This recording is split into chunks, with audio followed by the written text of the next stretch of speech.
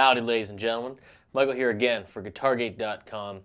And for this week's lesson, I want to talk about the most important thing I ever learned when it came to harmony, meaning what notes and chords go together. Obviously, being a good player, you have technique, you have melody stuff, you have rhythm stuff.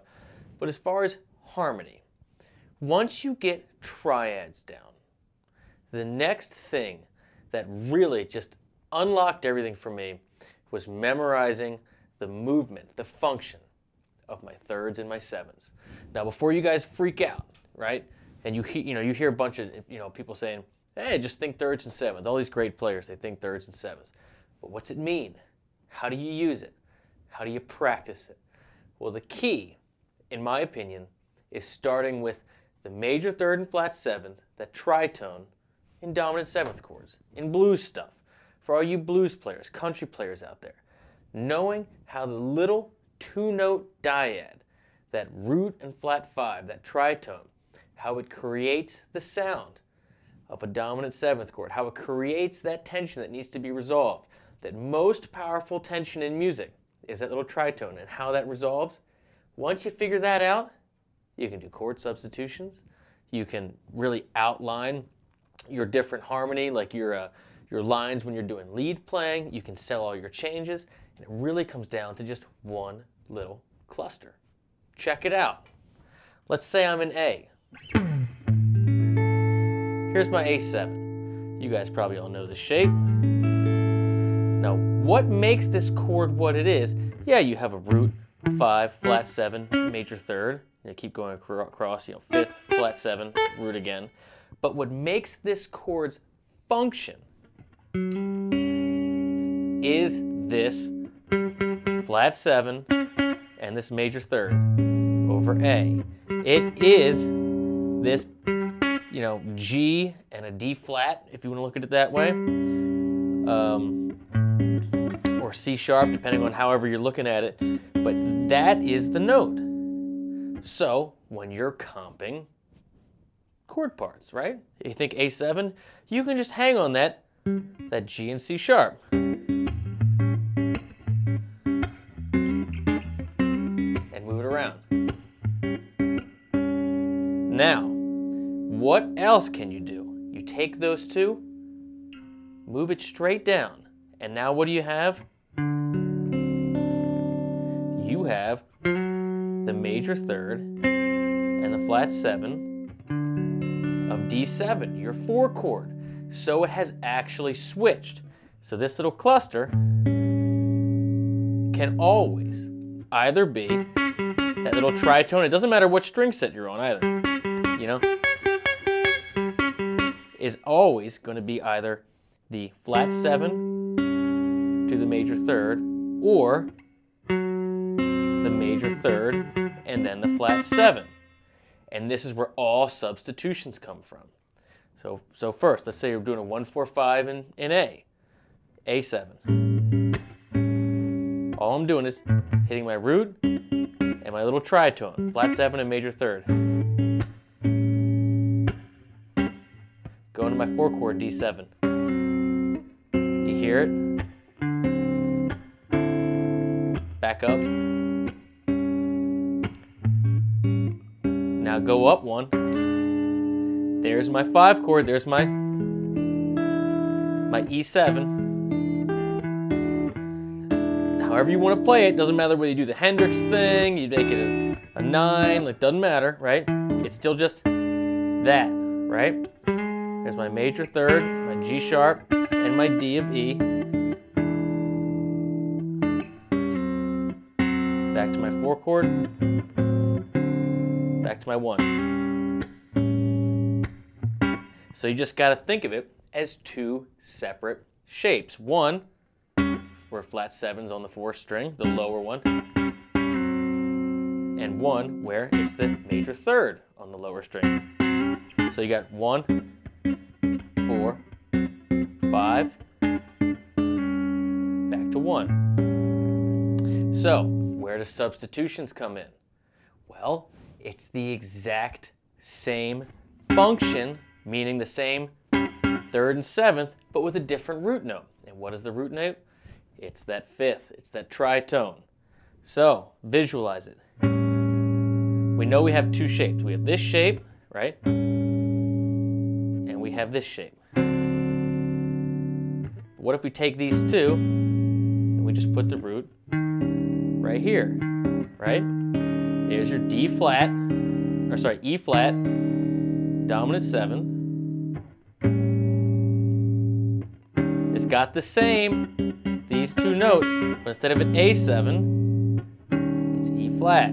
So that's why it works, right? So you can go, here's the same function. So this also works as, let's take one we already know. So here's our 5 chord like this. We also know the other way works because there's always two shapes, right? One where the 7th is the lower note and one's where the 3rd is the lower note. So if we have this, playing our E7, here's our tritone here. We also know, we use our other shape, right? That's B flat 7. That's that tritone away. But why is this useful? How many times have you heard a blues change just go up 1 fret and go right down? Right? That creates the same function as just going 5, 1, or, and that's how substitutions work. You keep the same function. You keep the same cluster, right? Where 1 is the 3rd, 1's the flat 7th, and the other one, just the other inversion of that, is where you have the flat 7th that's lower and then the 3rd.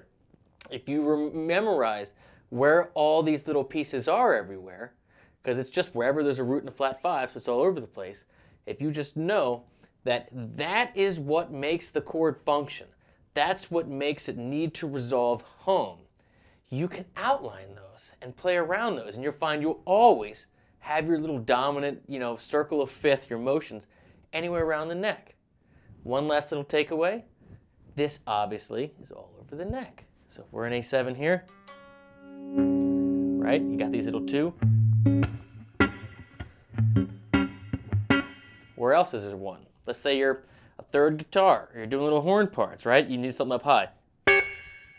Still have that, right, that C sharp and that G there, but I'm doing it up here, right? So this is obviously my 1 chord.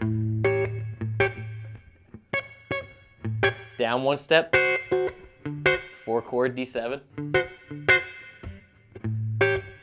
Back up to my 1, 5 chord.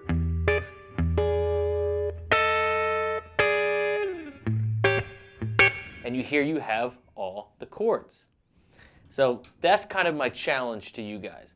Take those little parts, and if you can figure out where the 3rd and flat 7 is for all your 1, 4, 5 chords out there, that's how you do proper chord comping, especially if you're in a bigger band where you have to do less. The root doesn't make the chord what it is. It's the 3rd, most importantly, and then the 7th. So we're going to build on this as we go further in these lessons, right? But that's the key to knowing your 3rd and your 7th. Because if you know the 3rd and the 7th, you know the function of the chord. So then you can add upper extensions to add color. You can change the root to do substitutions.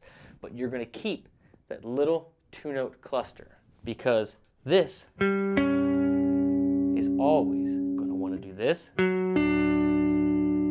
or that. There's always 2 options. The 3rd is always going to be that leading tone, right? And the 7th is always going to be the 4 that wants to go back to the 3rd. So it just depends which way you go. So for example, we're in A7. A7 wants to go to D.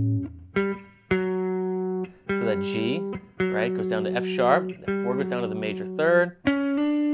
And the 3rd, the C sharp, goes up to D. There's that leading tone. But let's say we were in E flat 7. We know that's the 5 chord of